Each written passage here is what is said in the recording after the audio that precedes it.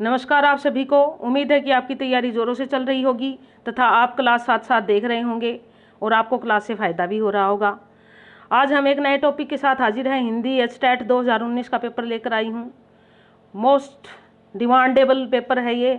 हमारे बहुत सारे ऐसे साथी थे जो कह रहे थे कि टीजीटी हिंदी का पेपर करवाओ, तो ये बड़ी देखभाल के बाद चलो पेपर हम ले आए हैं। करेंगे पेपर को भी, क्योंकि आपको करना था और मुझे करवाना था। हमारे बहुत सारे पेपर जो करने वाले या जो भी चैनल देखने वाले कैंडिडेट है या जिनके पास मेरा फ़ोन नंबर है, वो अक्सर कहते हैं कि मैडम पेड क्लासेस ले लो, कोचिंग दे दो या पेड नोट्स उपलब्ध करवा दो। तो अभी तो ऐसी कोई विचार है नहीं मेरा, क्योंकि मैंने ये निःशुल्क चैनल शुरू किया है और मैं चाहती हूँ कि ऐसा ही रहे। लेकिन अगर फिर भी आपके मन में ऐसी कोई बात है, आप गुरु दक्षिणा देना ही चाहते हो, तो आप एक काम करिए, अपने इस वीडियो को जो भी आप देखते हो लाइक करो और अपने दोस्तों में शेयर करो इसको, और सब्सक्राइब अवश्य करें। अभी भी हमारा चैनल जो है ये बता रहा है कि 60 से 65% लोग बिना सब्सक्राइब के इसको देख रहे हैं। तो आपकी गुरु दक्षिणा मेरे लिए यही होगी, आप इसको शेयर अवश्य करें, लाइक करें, और जिसने सब्सक्राइब नहीं किया वो सब्सक्राइब करें। चलिए चलते हैं पेपर पे, हम देखते हैं पेपर टीजीटी हिंदी। साथ साथ करोगे आप भी, और कोशिश रहेगी कि इससे आपको बड़ा फायदा होगा। प्रश्न नंबर 91, एक नहीं 91 नंबर, जैसे पेपर में हमारा 91 से शुरू होता है सब्जेक्टिव, तो प्रश्न नंबर 91 है हमारा, सुमित्रानंद पंत की रचनाएं मुख्यतः किस युग से संबद्ध है? यानी कि पंत की रचनाओं का किस युग से संबद्ध है? पंत को अगर आपने पढ़ा था और मैंने भी पढ़ा था, तो ये छायावाद हमने बहुत अच्छे से, वैसे तो प्रगतिवादी कविता रचनाएं भी है, लेकिन अधिकतर रचनाएं जो है पंत की वो है किसकी वाला, वो हमारी छायावादी युग की है। तो इसका उत्तर डी रहेगा। अगला है हमारा, सूर्यकांत त्रिपाठी निराला ने अपनी पुत्री की याद में कौन सी कविता लिखी? यानी कि उनकी जब पुत्री की मृत्यु हो गई थी, सरोज उनकी पुत्री का नाम था, तो उनकी याद में हमारे यहाँ पूछा गया कि कौन सी रचना थी उनकी। तो देखिए दोस्तों, पढ़ी है हमने, थोड़ा देखिए कौन सी है, जल्दी सी है, देखो इसको। कल्याणी नहीं है, सुनीता समृति नहीं है, तुम और मैं भी नहीं है, तो हमारी रचना रहती है यहाँ पे सरोज समृति, जो उनका शोक गीत है, लंबी कविता है ये। तो चलिए आगे देखते हैं। हमारा 93वां प्रश्न क्या कहता है? लहर किस विधा की रचना है? लहर भी मैंने पढ़ाया आपको। लहर किस विधा की रचना? देखिए किसकी, नाटक है, काव्य है, निबंध है, उपन्यास है। अगर ध्यान हो आपका तो क्या था? लहर। लहर जो है एक कविता है, तो यहाँ पर क्या आएगा? हमारा काव्य आएगा, बी उत्तर इसका। खड़ी बोली का पहला महाकाव्य, बहुत इंपॉर्टेंट प्रश्न है दोस्तों, इसको तो आप नोट कर लो। खड़ी बोली का महाकाव्य बहुत बार पेपर में आता है, ये मोस्ट इंपॉर्टेंट प्रश्न है हमारा। ये कौन सा है? प्रिय प्रवास, यशोधरा, रामचरित, चिंतामणि या मानसी? बताइए कौन सा है, जल्दी सी। ए, प्रिय प्रवास खड़ी बोली का महाकाव्य माना जाता है। तो चलिए अब आगे बढ़ते हैं हम। अगला प्रश्न हमारा 95वां प्रश्न है, तुलसीदास की प्रमुख रचनाएं। कुछ रचनाएं दी गई हैं यहाँ पे, और इसमें से प्रमुख रचना है रामायण। रामायण तो वाल्मीकि जी की है दोस्तों। उसके बाद जो है ना रामरस हो, ये भी उनका नहीं है, और कीर्तनावली ये भी उनकी नहीं है। तो क्या रह गया उनका? रामचरितमानस, जिसको हर घर में पढ़ा जाता है। बहुत ही इंपॉर्टेंट है ये प्रश्न भी दोस्तों। रामचरितमानस की कई बार रचना भी पूछ ली जाती है, और जो है ना उसके जो है ना कई बार भाषा भी पूछ ली जाती है। रामचरितमानस याद रखना बहुत ही इंपॉर्टेंट है, ये भी नोट कर लो कॉपी में। और अगला तो इससे भी इम्पोर्टेंट है, बड़ा सोच समझ के पेपर बनाया हुआ है ये, बहुत सारे पेपरों में ये प्रश्न जो है ना घूमते रहते हैं। गोदान उपन्यास की नायिका। गोदान तो टीवी पे भी आया था दोस्तों, अगर आपने देखा हो तो। कौन है? धनिया है, रानी है, अनुजा है, निर्मला है। ये सारी प्रेमचंद की उपन्यास की नायिकाएं हैं, जितना भी नाम यहाँ पे दे रखे हैं वो। तो आपको अगर वो गोदान याद हो तो होरी और हीरा और धनिया और गोबर, तो यहाँ पर जो तो वो हमारी बुढ़ी ने भी निभाया था रोल, याद रखो इसको। ये इसकी कौन थी नायिका? धनिया। उसके बाद है अगला प्रश्न है हमारा 97वां प्रश्न। देखिए ये यहाँ चलते हैं थोड़ा सा, हमें पेपर के अकॉर्डिंग लेने पड़ेंगे प्रश्न। 97वां प्रश्न क्या कहता है?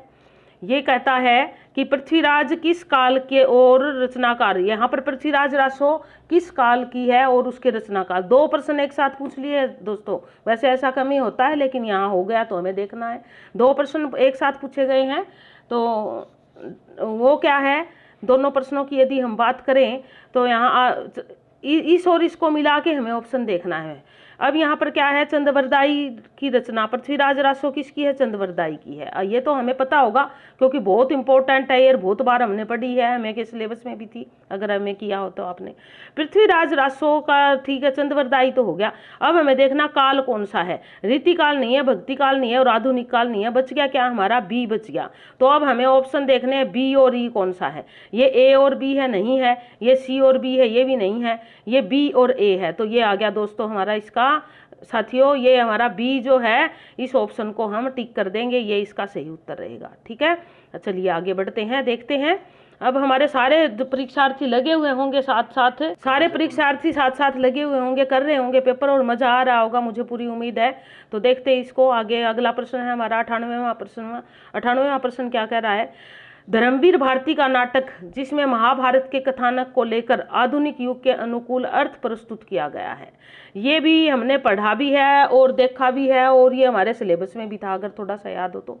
धर्मवीर भारती ने कौन सा है, ये आपको ध्यान से पढ़ना है। अगर इसको ध्यान से पढ़ोगे तभी प्रश्न का उत्तर दे पाओगे, अन्यथा बड़ा गड़बड़ हो जाएगा। स्कंद गुप्त में नहीं है, लहरों के राजहंस में नहीं है, आषाढ़ का एक दिन नहीं है, क्योंकि ये जो है ना इन रचनाओं में भी नहीं है। ये इनकी धर्मवीर भारती ने अंधा युग में बहुत ही चर्चित रहा है इनका अंधा युग।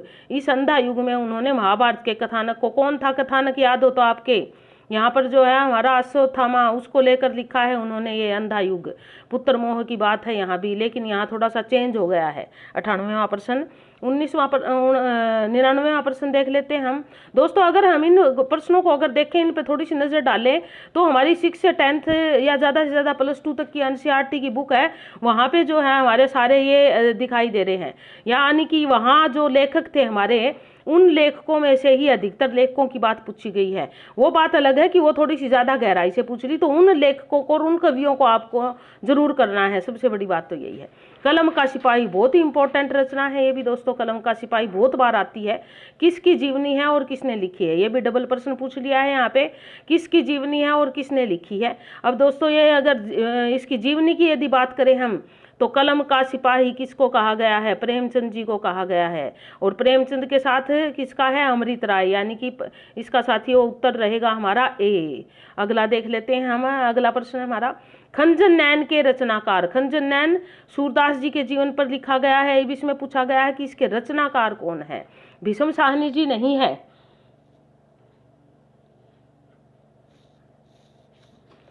खंजन नैन के रचनाकार भीष्म साहनी जी नहीं है। और उसके बाद मोहन राकेश नहीं है, अमृता प्रीतम नहीं है। तो क्या रह गया हमारा, अमृतलाल नागर रह गया। तो इसका साथियों उत्तर आएगा डी। तो देखिए चलिए, ये प्रश्न आपको समझ आए होंगे अच्छे से। आगे बढ़ते हैं।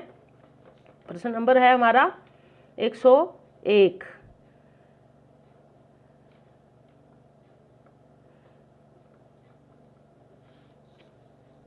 दोस्तों इससे संबंधित एक अच्छी सी एक बुक है घटना चक्कर नाम से, वो टेलीग्राम पर अपलोड कर दी गई है। एक थोड़ी सी ये ध्यान देना आप, और वहाँ से उसको पढ़ सकते हैं आप।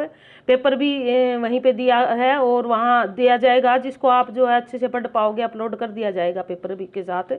ये घटना चक्कर बड़ी अच्छी बुक है जो आपके बड़ी काम आएगी। चलिए अगला 101वां प्रश्न करते हैं हम। 101वां प्रश्न क्या कहता है, निम्नलिखित में से अष्टछाप के कवि। अष्टछाप अगर आपने भक्ति काल में पढ़ा होगा तो दोस्तों उसमें जो है ना 4 कवि थे। 4 जो है ना बल्लभाचार्य के थे और 4 विठलनाथ के शिष्य थे। तो उन 4 में से जो है यहाँ पर जितने भी, एक बल्लभाचार्य एक विठलनाथ है, 2 तो गुरु ही हो गए। और विद्यापति जो था हमारा वो क्या है, विद्यापति जी तो आदिकालीन आता है, जो जिसको ना रीतिकालीन में भी लोग पढ़ लेते हैं विद्यापति जी को। तो रह गया कौन हमारा, कृष्णदास रह गया। ये हमारा इसका उत्तर रहेगा। साथ साथ करते रहे आप भी। और नागफणी का देश, अगला प्रश्न हमारा, नागफणी का देश किस काल की रचना है। अब ये किस काल की रचना है, देखिए दोस्तों, नागफणी का देश आधुनिक काल की है, रीति काल की है, भक्ति काल की है या आदिकाल की है। कई बार क्या करते हैं हमारे साथी जो है ना, वो जायसी वाला याद कर लेते हैं और सोचते हैं कि रीति काल की होगी, लेकिन नागफणी का देश आधुनिक काल की रचना है। तो इसका उत्तर रहेगा हमारा ए। ठीक है, चलिए आगे बढ़ते हैं। अब अगला क्या कहता है हमारा प्रश्न, 103वां प्रश्न देख लेते हैं क्या है इसमें। 103वां प्रश्न कहता है, निम्नलिखित पंक्ति में शब्द शक्ति है। दोस्तों आपने शब्द शक्ति पढ़ी होगी, जो है ना ये हमारी हिंदी साहित्य में आती है। अभिधा, लक्षणा और व्यंजना 3 प्रकार की शब्द शक्तियाँ होती है। जिनके माध्यम से अधिकतर काव्य प्रस्तुत होता है। अभिधा सामान्य वाचार सीधा अर्थ आता है और सीधी बात आती है। लक्षणा जो है वो लक्षण के माध्यम से होती है। व्यंजना में दो के माध्यम से तीसरे पर व्यंग्य छिपा हुआ होता है 103%। तो अब इसमें देखते हैं, शेर शिवा ने अफजल गज को पल में किया पराजित। शेर शिवा, शिवा को ही शेर मान लिया गया है, तो शेर का लक्षण शिवा में दिखाया गया है। शेर का लक्षण दिखाने के कारण हमारी अभिधा तो नहीं हो सकती, ये किसी पर व्यंग्य भी नहीं है, तो इसलिए व्यंजना भी नहीं हो सकती। व्यंजना का अर्थ है शाब्दी व्यंजना, जब व्यंजना ही नहीं है तो शाब्दी व्यंजना कहाँ से होगी। तो इसलिए हमारी कौन सी शिवा में किसका लक्षण दिखा, शेर का, तो इसलिए शब्द शक्ति होगी हमारी लक्षणा। उसके बाद अगला प्रश्न देखिए, हमारा अगला प्रश्न क्या कहता है। ये व्याकरण का प्रश्न आ गया हमारा 104वां प्रश्न। इसमें क्या बताया है हमारे लेखक ने ना, प्रश्न क्या पूछा गया है 104वां देख लेते हैं। कहता है कि निम्नलिखित वाक्य में विधेय और उद्देश्य और विधेय छाटिए। ये व्याकरण का प्रश्न है। उद्देश्य क्या होता है, कर्ता और कर्ता विस्तार उद्देश्य होता है और बाकी सारा हमारा क्या होता है, विधेय होता है। तो अब यहाँ पर देख लेते हैं हम इसका 104 का उत्तर क्या रहेगा। पहला है नदी तट का, यानी कि ये उद्देश्य है और रमणीय दृश्य मेरे मन मस्तिष्क पर पूरी तरह से छा गया। अब यहाँ पर कर्ता पूरा इसमें नहीं आया, इसलिए ये हमारा कट जाएगा, ठीक है। दूसरा, नदी तट का रमणीय दृश्य मेरे मन मस्तिष्क पर पूरी तरह से छा गया। दूसरा भी हमारा इसमें पूरा क्या नहीं आया, नहीं आया। अगला देख लेते हैं हम तीसरा। ये प्रश्न थोड़ा ऊपर जाएगा दोस्तों, क्योंकि ये बड़ी है लाइन है, तो इसको हम ऊपर पहुंचा देते हैं थोड़ा सा, हाँ छोटा कर लेते हैं इसको थोड़ा सा। चलिए, तो अब क्या कहता है अगला, नदी तट का रमणीय दृश्य मेरे मन मस्तिष्क पर पूरी तरह से छा गया। और अगला कहता है नदी तट का रमणीय दृश्य पूरी तरह छा गया। इसमें तो बीच में हमारा कट ही गया आधा। तो इसको देखते हैं हम कि ये इसके उत्तर पूछे गए हैं, क्या ये बी है, क्या ये डी है, क्या ये सी है, या ये डी ए है। तो इसमें तीसरा जो है हमारा, इसमें क्या दिया गया, नदी तट का रमणीय दृश्य, यानी कि इसमें इस तीसरे वाले में हमारा पूरा कर्ता और कर्ता विस्तार कवर हो रहा है तीसरे में, और आगे जो है ना इसका विस्तार हो रहा है। तो इसका उत्तर हमारा रहेगा सी। ये आपको व्याकरण पढ़नी पड़ेगी, जब तक आप व्याकरण की बेसिक चीज़ें नहीं जानोगे तब तक इसको मुश्किल है, लेकिन बहुत आसान है, इतना मुश्किल भी नहीं है, थोड़ी सी अगर मेहनत करोगे तो। चलिए देखते हैं हमारा 105वां प्रश्न। 105वां प्रश्न में क्या कहता है प्रश्न हमारा, ईलाचंद्र जोशी के उपन्यास जहाज का पंछी, बहुत इंपॉर्टेंट है मित्रों ये, जहाज का पंछी यानी कि किस श्रेणी में रखा गया है, किस श्रेणी का उपन्यास है जहाज का पंछी। 105वां प्रश्न हमारा, ये ऐतिहासिक नहीं है, ये सामाजिक भी नहीं है, आत्मकथा भी नहीं है, इसमें ये एक मनोवैज्ञानिक उपन्यास है। यानी कि ईलाचंद्र जोशी ने मनोवैज्ञानिक लेख बहुत लिखे हैं, तो यह भी एक मनोवैज्ञानिक है। तो चलिए अगला देखते हैं साथियों 106वां प्रश्न। 106वां प्रश्न में क्या बताया है, निम्नलिखित काव्यांश में अलंकार है। अलंकार हमने करे थे और बड़े अच्छे से समझे थे। रवि को चहत सरोज ज्यों, शशि को चहत चकोर, और फिर कहता है कि धन को चाहत मोर ज्यों, जो तुमको मन मोर।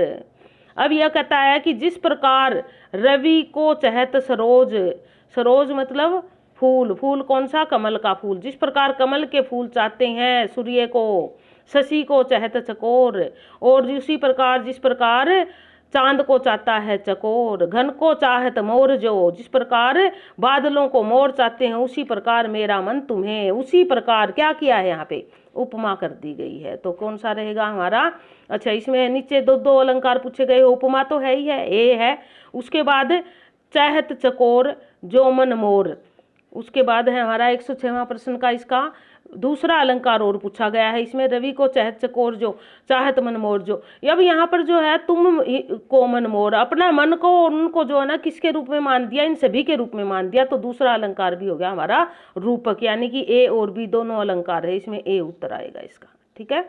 चलिए आगे बढ़ते हैं, 107वां प्रश्न देख लेते हैं क्या है।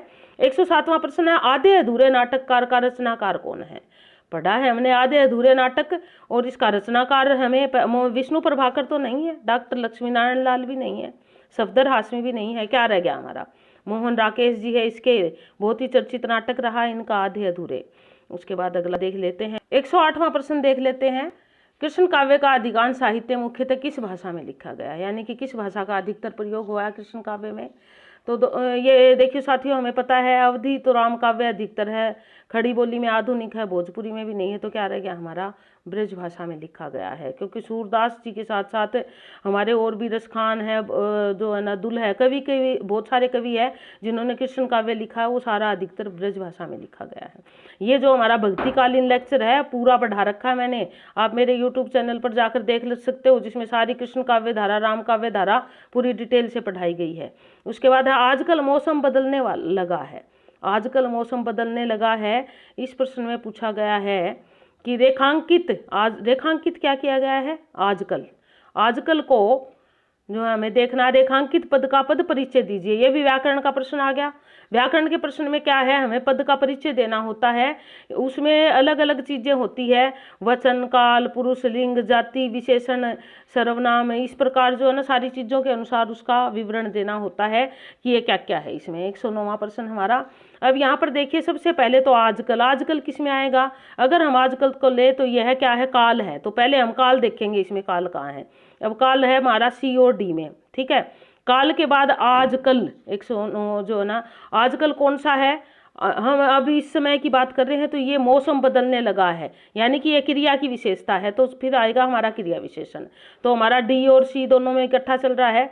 फिर आएगा हमारा, उसके बाद क्या है, क्रिया की विशेषता क्या है, क्रिया की विशेषता क्या है, बदलने लगा है, तो यहाँ पर यह बदलने लगा है, क्रिया का विशेषता ये है, तो इस हिसाब से हमारा ये आएगा सी। ये व्याकरण का डिटेल मैं आपको आगे आने वाले लेक्चर में दूंगी, वहां से आप देखोगे जब मैं व्याकरण करवाऊंगी तो। उसके बाद अगला देखिए हमारा 110वां प्रश्न क्या है। 110वें प्रश्न में पूछा गया है, निम्नलिखित पद्यांश में अलंकार है। अलंकार की बात आ गई यहाँ पे, अलंकार छांटना है हमें कौन सा। झरनों का पानी लेकर गज छिड़क रहे मतवाले, मानो जल बरस रहे हो सावन घन काले काले। इसमें अलंकार पूछा गया, कौन सा अलंकार है। अब देख ले छांट के, मानो, मनो, जानो, जनो, मैंने आपको एक ट्रिक बताई थी अलंकार की वीडियो में, आप देख सकते हो।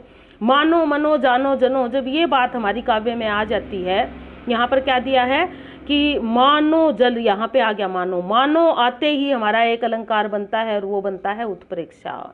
जब काव्य में इस प्रकार का आ जाए तो पहला अलंकार हमारा यहाँ उत्प्रेक्षा ही है, उसके अलावा और भी अलंकार है यहाँ पे। उसके बाद अगला प्रश्न है हमारा 111वां प्रश्न। 111वें प्रश्न में देखते हैं क्या पूछा गया है। कौशल का पर्यायवाची नहीं है। ये प्रश्न, इस प्रकार के प्रश्न हमें ध्यान से पढ़ने हैं।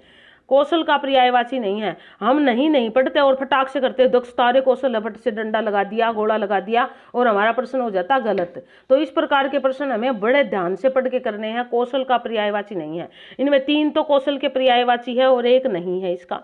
तो दक्षता कौशल होता है, कुशलता भी कौशल होता है, पटुता भी कौशल होता है, जो बोलने का कौशल होता है उसको पटुता कहते हैं। अभ्यासगत जो है वो कौशल नहीं है, वो एक अलग चीज आ जाती है, तो इसलिए हमारा इसका उत्तर रहेगा सी।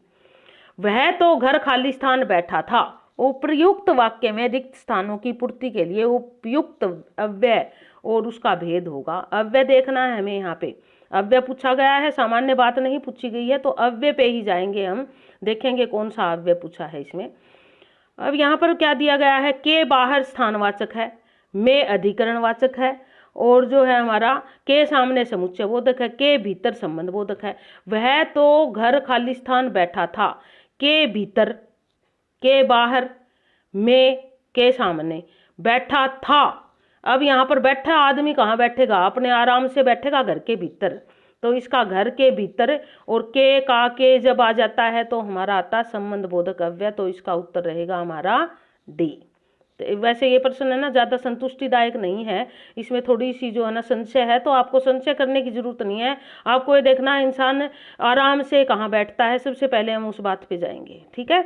उसके बाद आगे देख लीजिए अगला प्रश्न जो हमारा 113वां प्रश्न है, वो क्या कहता है। निम्नलिखित वाक्य में रिक्त स्थान की पूर्ति के लिए उपयुक्त मुहावरा या लोकोक्ति चुनिए। अब दोस्तों एक बात बता देती हूँ आपको मुहावरे और लोकोक्तियों के बारे में।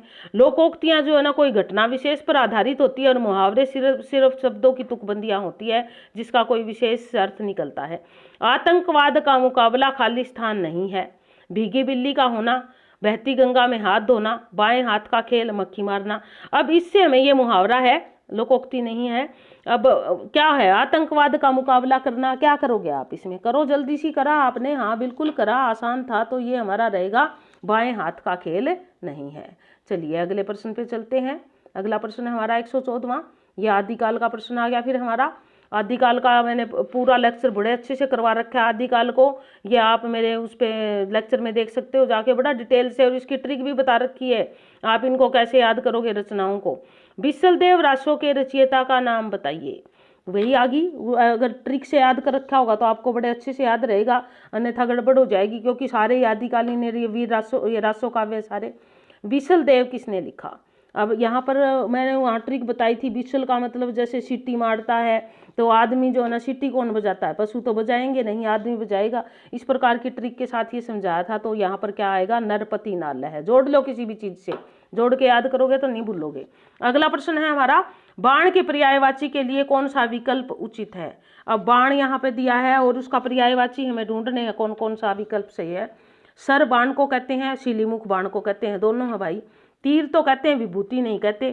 सहायक कहते हैं, वार नहीं कहते हैं। और सर और तोप, सर कहते हैं, तोप नहीं कहते। बाकी सारों में एक एक है, लेकिन सर और शिलीमुख है, ए ऑप्शन रहेगा इसका, इसमें दोनों हैं हमारे।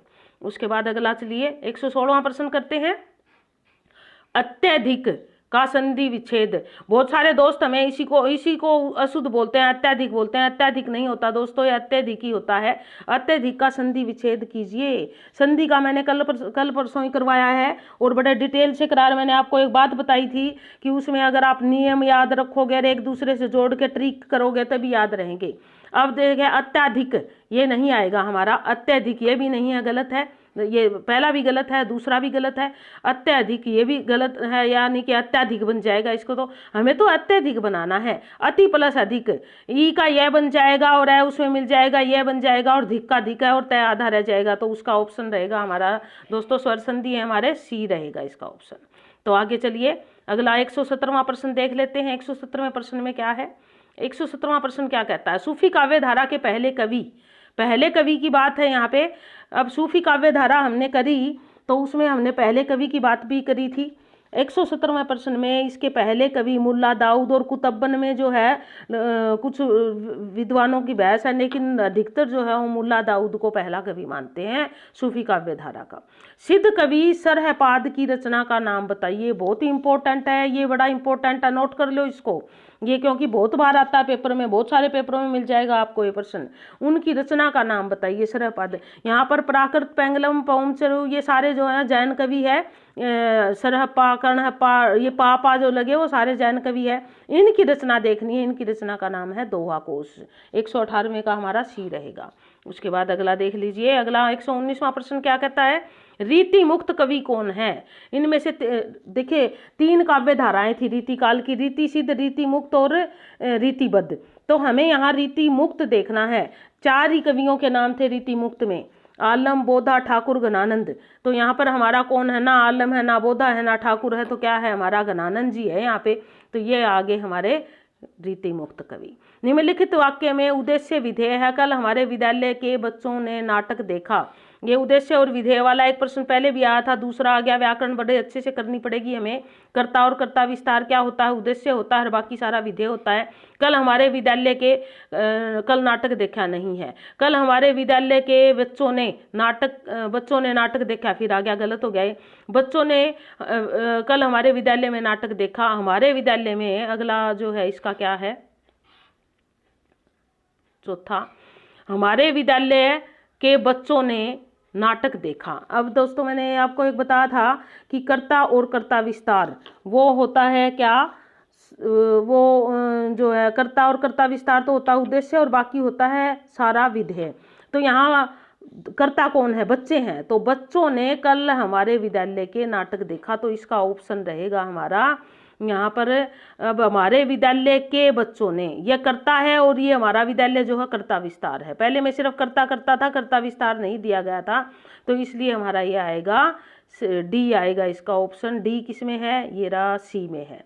उसके बाद जो है हमारा ये क्या था, कल नाटक देखा, इसके साथ ये सही सटीक बैठता है। ये नाटक देखा नहीं आएगा, कल भी आएगा, डी और ए, तो हमारा सी ऑप्शन रहेगा इसका। इस प्रकार के प्रश्न आपको बड़े ध्यान से करने पड़ेंगे, थोड़ा उलझा के दे रखा है ये प्रश्न।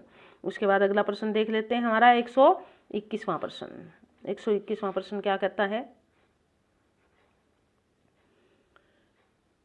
रामविलास शर्मा किस प्रकार के निबंध लेखन के लिए प्रसिद्ध है। यानी कि रामविलास शर्मा ने किस प्रकार के निबंध लिखे हैं। 121वां प्रश्न हमारा, इसका जो है पहला ऑप्शन प्रगतिवाद, प्रयोगवाद, भावपूर्ण ललित निबंध। तो रामविलास शर्मा का आप निसंकोच भाव से प्रगतिवाद कर सकते हो, क्योंकि वो प्रगतिवादी लेखन में ही उनका जो है ना रुचि थी और प्रगतिवादी लेखन ही रहा है उनका। आगे देख लीजिए दोस्तों, एक बार फिर से कहती हूँ कि वीडियो को आप देखते रहिए और साथ साथ लाइक करते रहिए और अपने दोस्तों तक भी फैलाते रहिए। यही जो है ना सबसे बड़ी हमारी एक गुरु दक्षिणा, मैंने पहले भी कहा है आपको, वो रहेगी। तो आप वीडियो लाइक करते हो, मुझे बड़ा हर्ष होता है, खुशी होती है कि मेरा पढ़ाया हुआ आपको समझ आ रहा है। तुम चंदन हम पानी निबंध संग्रह किसका है। यहाँ पर निबंध संग्रह देखना है हमें, किसका है। तुम चंदन हम पानी, ये कुबेरनाथ राय का नहीं है, हरिशंकर प्रसाद ठाकुर प्रसाद का नहीं है, विद्यानिवास मिश्र, इसका हमारा ऑप्शन रहेगा ए। उसके बाद अगला देख लेते हैं 123वां प्रश्न, राहुल सांकृत्यायन का प्रसिद्ध यात्रा संस्मरण कौन सा है। राहुल सांकृत्यायन हमारी एनसीईआरटी की बुक में है। ये अधिकतर जो लेखक या कवि है इनका कुछ ना कुछ 6ठी से लेकर 12वीं तक लेख है, जिनका जिक्र यहाँ पे हुआ बहुत कम, ऐसे जिनका उनमें 6ठी से 12वीं तक कुछ नहीं है, जिनका है उन्हीं का ज्यादातर जिक्र हो रहा है यहाँ पे। 123वां प्रश्न है, राहुल सांकृत्यायन यात्रा के पन्ने प्रसिद्ध। ये देखिए वैसे तो यात्रा है उनके सारे ये यात्रा के बारे में, लेकिन यहाँ पर पूछा है प्रसिद्ध यात्रा संस्मरण कौन सा है। तो इनका प्रसिद्ध यात्रा संस्मरण है यात्रा के पन्ने, जिसमें इनकी यात्राओं के बहुत सारे जो न संग्रह किया गया, बहुत सारी यात्राओं का उल्लेख है इनका। उसके बाद है अगला हमारा, मेरा परिवार संस्मरण किसकी रचना है। अब यहाँ पर ऑप्शन कट गए हैं दोस्तों, किसी कारण से, पता नहीं कैसे कटे। इसके ऑप्शन मैं बता देती हूँ आपको, जैसे प्रेमचंद दे रखा है, दूसरा जो न प्रसाद दे देंगे, तीसरा महादेवी वर्मा और चौथा निराला दे देंगे। तो यहाँ पर हमारा मेरा परिवार संस्मरण जो है, आपको ये याद होना चाहिए किसका है, ये महादेवी वर्मा का है। मैं लिख देती हूँ यहाँ पे, मेरा परिवार महादेवी वर्मा। ठीक है दोस्तों, महादेवी वर्मा का है। अगला देख लीजिए, अगला देखते हैं 125वां प्रश्न। हमें 125वें प्रश्न में क्या है, क्या कहता है 125वां प्रश्न। 125वें प्रश्न में दिया गया है रेखाएं, हाँ ये आगे दोस्तों इसके, वो मैं कह रही थी कटे नहीं है, ये आगे इसके अगले पोर्शन अगले पृष्ठ पे थे। तो इसका सी ऑप्शन रहेगा महादेवी वर्मा। उसके बाद अगला हमारा रहेगा रेखाएं बोल उठी, रेखा चित्र किसका है। रेखाएं बोल उठी किसका है, 125वां। ये भी हमारे सिलेबस में है, नवमी में इनका जिक्र है और वहाँ इनकी रचनाओं का भी जिक्र है। रेखाएं बोल उठी सीताराम, महादेवी वर्मा, गोपाल राम गहमरे, सत्यदेव देवेंद्र सत्यार्थी का है, डी आएगा इसका ऑप्शन। उसके बाद अगला देख लेते हैं 126, कलम का सिपाही जीवनी में किसके जीवन का वर्णन है। ये प्रश्न दोबारा रिपीट हो गया दोस्तों, अगर याद हो तो आपको। पहले पूछा गया था कि कलम का, अब पूछा दूसरे तरीके से गया है, रिपीट तो हुआ है लेकिन वही प्रश्न नहीं है। उसमें तो पूछा था कलम का सिपाही किसकी रचना है, और यहाँ पर पूछा किसके जीवन का वर्णन है। यहाँ पर किसके जीवन का वर्णन है, ए ऑप्शन रहेगा इसका, प्रेमचंद के जीवन का वर्णन है। क्या भूलूं क्या याद करूं आत्मकथा, मैंने आपको ये भी बताया था 126वां बहुत इंपॉर्टेंट प्रश्न है, नोट कर लो इसको। और अगला भी क्या भूलूं क्या याद करूं आत्मकथा कितने भागों में है। यहाँ पर आत्मकथा के भाग पूछे गए, कितने भागों में वह बटी हुई है। तो दोस्तों इसके 2 नहीं है, 3 नहीं है, 5 नहीं है, 4 भागों में बटी हुई है क्या भूलूं क्या याद करूं।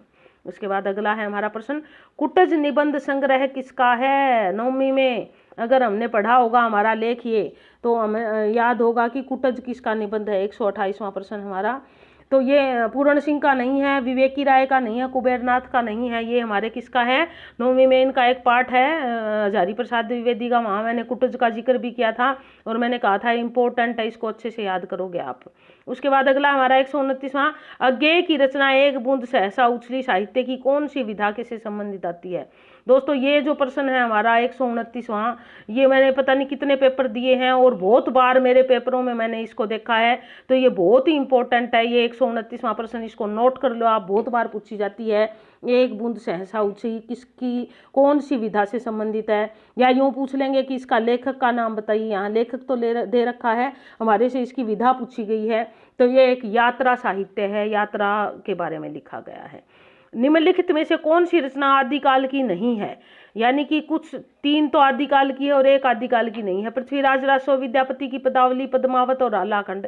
अब आपने अगर आदिकाल और रीतिकाल पढ़ रखा हो तो पद्मावत जो है वो रीतिकालीन रचना है, बाकी सारी आदिकालीन है। तो इसमें हमारा ऑप्शन रहेगा सी। आगे देखिए 131वां प्रश्न, आदिकाल।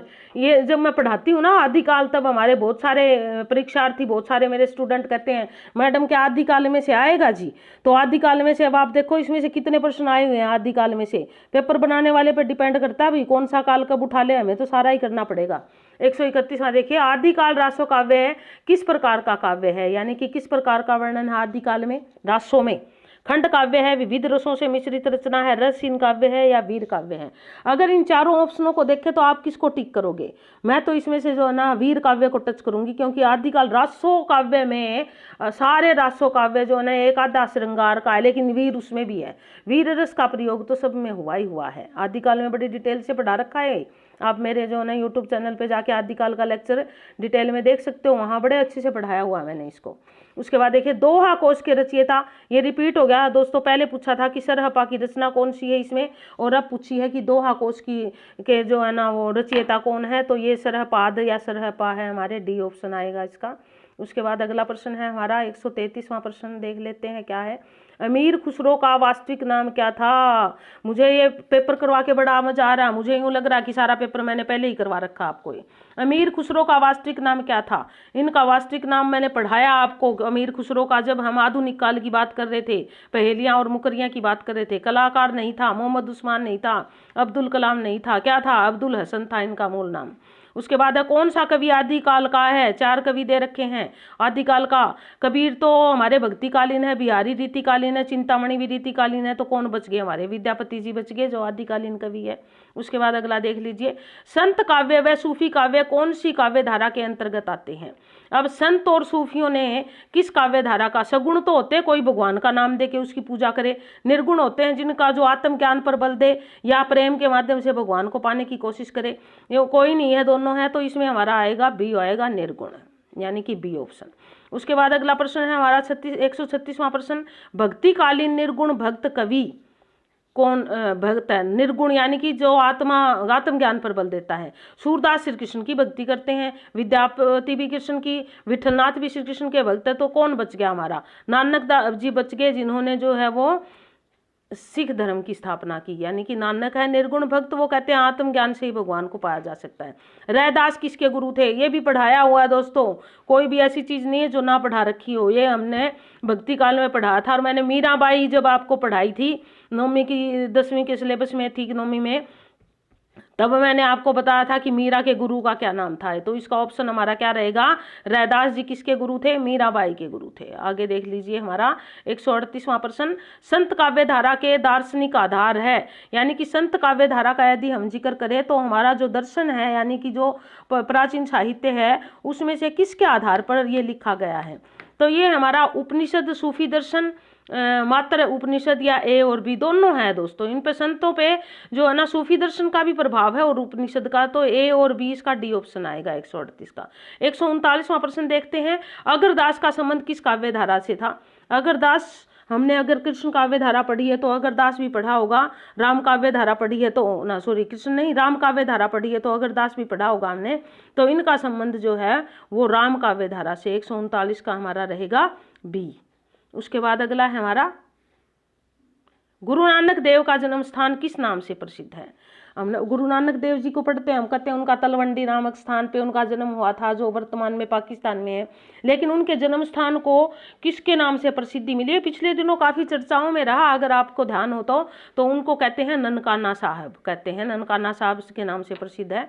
अगला हमारा प्रश्न है, तुलसी का सारा काव्य समन्वय की विराट चेष्टा, बहुत इंपॉर्टेंट है प्रश्न दोस्तों। अगला 141वां प्रश्न, इसका उत्तर ये किसने कहा है? ये तुलसीदास का सारा काव्य क्या है? विराट समन्वय, समन्वय के कारण ही तो तुलसीदास जी इतने प्रसिद्ध है। ये कहा हमारे लेखक हजारी प्रसाद द्विवेदी ने। इसके 2 ऑप्शन नेक्स्ट पेज पे मिलेंगे हमें। तो आइए देखते हैं, अगला हम कर लेते हैं 142वां प्रश्न देखते हैं। 142वां प्रश्न क्या है? 142वां प्रश्न है हमारा ये, रामचरितमानस का काव्य रूप क्या है, यानी कि किस रूप में लिखा गया है। रामचरित मुक्तक है, महाकाव्य है, खंड काव्य है, गीति काव्य है। हमने जब एमए किया था तब हमने मुक्तक, खंड और महाकाव्य पढ़े थे।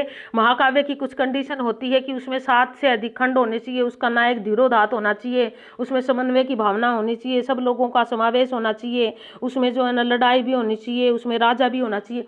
तो इस प्रकार की सारी चीजें रामचरितमानस में बिल्कुल है, तो ये महाकाव्य की श्रेणी में आता है। रामचरितमानस में कुल कितने कांड है, उनके जो भाग हैं उनको कांडों के नाम से जाना जाता है। तो रामचरितमानस में 7 कांड है, बाल कांड, अयोध्या कांड, अरण्य कांड, किष्किंधा कांड, सुंदर कांड, लंका कांड और अंतिम है उत्तरकांड। इस प्रकार करके 7 कांडों में विभक्त है रामचरितमानस। तो देख लीजिए, अब अगला प्रश्न का देखते हैं 144वां प्रश्न। 144वें प्रश्न में क्या पूछा गया है, पुष्टि मार्ग का मूल आधार क्या था। अब हम कृष्ण काव्य धारा की हमने बात करी थी, पुष्टि मार्ग कृष्ण काव्य धारा के अंतर्गत आता है और इसमें पूछा है कि उसका मूल आधार क्या था। मूल आधार क्या था, भगवान का अनुग्रह करना, यानी कि भगवान को अलग अलग विविध रूपों में मनाना। श्री कृष्ण भगवान का रूप था और उन्हीं को मनाने के लिए वो सारा कार्य करते थे। तो पुष्टि मार्ग का मूल आधार था भगवान का अनुग्रह करना। अगला प्रश्न हमारा, निम्नलिखित में से नंददास की कौन सी रचना नहीं है, यानी कि 3 तो नंददास की है और 1 नंददास की नहीं है। रास पंचाध्यायी, मानमंजरी, भंवर गीत और मधुमालती, ये नीचे वाले तीनों हैं इनके। और 145वें का जो ना ये रास पंचाध्यायी उनकी है, ये भी उनकी है, मानमंजरी भी उनकी है, भंवर गीत भी उनका है। सबसे नीचे वाला थोड़ा ठीक से दिखाई नहीं दे रहा है, इसको एक बार हम देख लेते हैं। हाँ, ये क्या है, मधुमालती। मधुमालती रचना उनकी नहीं है, तो इसका 145 का ऑप्शन आएगा डी। तो आगे बढ़िए, 146वां देखते हैं, मीराबाई का विवाह किससे हुआ था। मीराबाई दोस्तों मैंने बड़ी डिटेल थोड़ी करवाई है आपको कभी इसका, जब मीरा की बात करी थी हम एनसीईआरटी वाले प्रसंग में। तो उनका विवाह हुआ था राणा सांगा के पुत्र भोजराज के साथ। बी ऑप्शन रहेगा इसका। जायसी के प्रतीक योजना में कौन सा विषम संयोजन है, बहुत इंपॉर्टेंट प्रश्न है दोस्तों। इसके प्रतीक रूप में जायसी ने पद्मावत लिखा है, तो वहाँ अलग अलग प्रतीक रूप में चीजों का वर्णन किया है। तो इसमें बाकी तो सारे सही है, एक ऑप्शन ऐसा रहेगा हमारा जो गलत है। रतन सेन मन का प्रतीक है, पद्मावती सात्विक बुद्धि का, नागमती सांसारिक बुद्धि का, राघव चेतन गुरु का। यहाँ पर जो है ना हमारा ऑप्शन 147 का बी रहेगा। पद्मावती सात्विक बुद्धि का प्रतीक नहीं है, यहाँ पद्मावती का प्रतीक गलत दिया गया है, तो बी ऑप्शन आएगा हमारा। उसके बाद अगला देख लेते हैं 148वां, जायसी की काव्य भाषा कौन सी है, यानी कि कौन सी भाषा में लिखा है जायसी ने काव्य। तो जायसी की भाषा निर्विवाद रूप से हमें अवधि लिख सकते हैं, अवधि में लिखा है जायसी ने। चंदायन के रचनाकार कौन थे, ये रीतिकालीन रचनाएं, रीतिकाल के बारे में पूछा गया है दोस्तों यहाँ सारा। तो चंदायन के रचनाकाल का नाम मुल्ला दाऊद है, प्रथम रचना भी मानी जाती है या सूफी काव्य धारा की मुल्ला दाऊद है। 150वां, आखिरी कलाम की रचना जायसी के किस शासक, इसको थोड़ा सा इधर कर लेते हैं, किस शासनकाल में की थी, यानी कि जायसी ने आखिरी कलाम की रचना किसके शासनकाल में की थी। बाबर, हुमायूं, अकबर, शेरशाह सूरी। ये भी प्रश्न बहुत इंपॉर्टेंट है दोस्तों, इसको भी नोट कर लो। और ये तो है ना कई बार जनरल नॉलेज के प्रश्नों में भी पूछ लिया जाता है, तो केबीसी जैसी उसमें भी पूछ लिया गया कई बार ये प्रश्न, आखिरी कलाम के रचयिता कौन थे, किसके समय में लिखा गया था आखिरी कलाम। तो देखिए दोस्तों 150वां प्रश्न हमारा, इसका उत्तर है ए बाबर। तो इस प्रकार हमारे ये हिंदी का टीजीटी के जो मुख्य 60 प्रश्न थे वो पूरे हुए। अब हम ये सामान्य जो प्रश्न थे हमारे इसी पेपर में, उन प्रश्नों को ले लेते हैं। प्रश्न नंबर हमारा 31वां है। इससे पहले कि मैं आगे बढ़ूं, एक बार फिर से मैं करती हूँ, आपको समझ आ रहा होगा, आप इससे पूरा लाभ उठा रहे होंगे। वीडियो को पूरी अवश्य देखें और फिर वही बात कहूंगी। बेसिक ट्रिक है, एक तो लाइक और शेयर ठोक दीजिए, महाकाल का ठोक दीजिए, 5000 लौटे दिख जाना चाहिए। ये 4000 के लिए मैं यहाँ पे नहीं खड़ा हूँ, पूरा साल मेहनत करता हूँ आपके लिए बेटा, ऐसा नहीं चलेगा, ऐसा नहीं चलेगा। लाइक होगी दबा। सामान्य हिंदी का 31वां प्रश्न हमारा इसी पेपर का देख लेते हैं, क्या है, किस विकल्प के विसर्ग संधि का प्रयोग नहीं हुआ है। ये ध्यान से पढ़ना हमें, नहीं हुआ है, यानी कि 3 में तो विसर्ग संधि है और 1 में विसर्ग संधि नहीं है। तो इस दृष्टि से देखें, हमें तिरोधान, तिरह प्लस धान, शिरोधार्य, शिर प्लस धार्य, रजह प्लस भव, और फिर क्या रह गया हमारा दीप प्लस उत्सव। तो ये हमारी इसका ऑप्शन आएगा सी, यानी कि ये स्वर संधि है। हेमंत को खीर अच्छी लगती है वाक्य किस कारक का उदाहरण है। अगर कारक का जिक्र करें तो कर्ता से लेकर और संबोधन तक को कर्ता ने कर्म को करण से संप्रदान के लिए अपादान जुदाई का भाव से और संबंध काके की अधिकरण में पर और संबोधन है अरे हो, इस प्रकार के इसके योजक होते हैं। तो हेमंत को खीर अच्छी लगती है, यहाँ पर क्या दिया गया है हमारा, हेमंत क्या है, कर्ता है, को खीर अच्छी लगती है, कर्ता के साथ को लगा हुआ है तो यहाँ पर क्या आ गया हमारा, कर्ता कारक तो नहीं हो सकता, को किसका है, कर्म, कर्ता ने कर्म को, इसका ए ऑप्शन आएगा हमारा, ये आएगा। उसके बाद अगला देख लीजिए 33वां प्रश्न, एक वचन से बहुवचन बने विकल्पों में असंगत चुनिए, यानी कि कौन सा ऐसा है जो एक वचन से बहुवचन नहीं बना। डाकू से डाकुओं बनता है, वधु से वधुएं बनता है, भालू से भालुओं बनता है, ठीक है। तरबूजा से तरबूजुओं तो हमने सुना नहीं है, तो इसलिए हमारा ये गलत है, सी आएगा। उसके बाद 34वां है, वर्तनिक दृष्टि से शुद्ध विकल्प का चयन चुनिए। दवाइयाँ ठीक है, प्राणी मात्र भी ठीक है, वर्त्यानुप्रास भी ठीक है, तो इसका हमारा ऑप्शन रहेगा डी, मृत्यु, छोटी ओ की मात्रा आएगी, मृत्यु उपरांत। उसके बाद अगला देख लीजिए 35वां प्रश्न, किस वाक्य में आज्ञार्थ विध्यर्थ यानी कि आज्ञार्थ वाक्य वृत्ति का प्रयोग हुआ है। अब हम ये व्याकरण का टॉपिक है, तुम अगर कहते तो मैं ऐसा जरूर करती, इसमें तो आज्ञा नहीं है। सभी को अपरिग्रह की भावना रखनी चाहिए, हाँ इसमें तो जो है ना ऐसी बात की गई है कि हमें ऐसा करना चाहिए, यानी कि इसको देखा जाए तो हमारा, चलो और पढ़ लेते हैं। नेता को चाहिए कि वह समूह के प्रत्येक व्यक्ति का सम्मान करे, नहीं। मैं चाहता हूं कि तुम भले इंसान बनो, बाकी सारे में तो इच्छा है। आज्ञा की अगर बात करें तो हम बी का ऑप्शन आएगा इसका। 36वां देख लीजिए, प्रत्यय की दृष्टि से असंगत विकल्प चुनिए, यानी कि किसमें गलत प्रत्यय लगा हुआ है। विचारण प्लस ये, अगर इसको देखें तो दृश्य प्लस तव्य, ठीक है। वृष्णि ये वार्ष्णेय, ठीक है। वाल्मीकि प्लस ई वाल्मीकि, ठीक है। विचार होता है, विचारण नहीं होता, विचारण मूल शब्द जो नहीं में गलत है, तो ए ऑप्शन रहेगा हमारा, ए आएगा इसका। उसके बाद अगला देख लिए 37वां प्रश्न, किस विकल्प में द्वंद्व समास का उदाहरण नहीं है। भव्या भव्य, भव्य हो रहा है भव्य। कृष्णा अर्जुन, कृष्ण और अर्जुन। उचित अनुचित, उचित अथवा अनुचित। रुद्र प्रिया, रुद्र की प्रिया, तो यहाँ पर हमारा ऑप्शन कौन सा रहेगा, सी रहेगा ऑप्शन इसका। स्त्रीलिंग पुल्लिंग की दृष्टि से अनुचित विकल्प चुनिए, यानी कि स्त्रीलिंग कुजड़ा कुजड़िन, ठीक है। धोबी धोबिन, ठीक है। पापी पापिन, ठीक है। तितर तितरीन तो ना बोला जाता ना लिखा जाता, तो ये इसका भी ऑप्शन रहेगा। उसके बाद अगला देख लीजिए 39वां प्रश्न हमारा।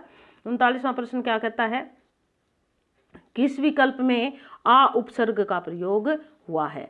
देखिए अत्याधिक इसमें नहीं है, आतिथ्य नहीं है, आधिपत्य इसमें भी नहीं है, आख्यायिका, आख्यायिक प्लस आ इसमें हुआ है, सी ऑप्शन आएगा हमारा।